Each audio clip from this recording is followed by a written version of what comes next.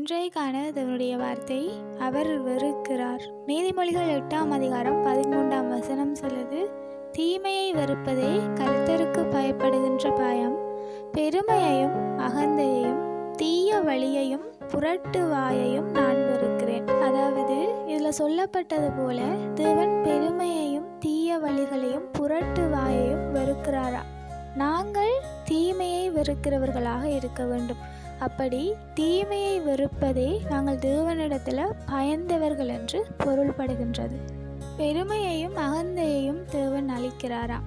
அதாவது பெருமை உள்ளவர்களுக்கு தேவன் எதிர்த்து நிற்கிறார் என்று சொல்லி நாங்கள் வசனம் பார்க்கிறோம். அப்படி தாழ்மையாக இருக்கிறவர்களிடத்திலேயே தேவன் கிருபையாகவும் இருக்கிறார்.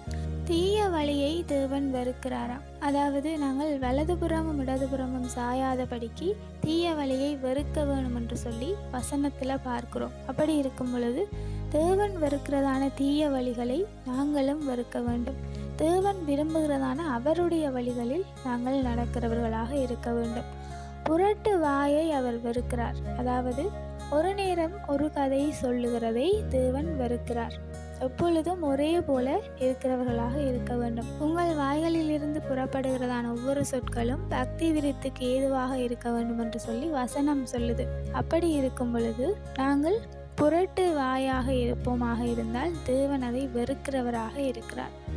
ஆக தேவன் வெறுக்கிறதான பெருமையையும் அகந்தையையும் தீய வழியையும் புரட்டு வாயையும் நாங்களும் வெறுக்கிறவர்களாக இருக்க வேண்டும்.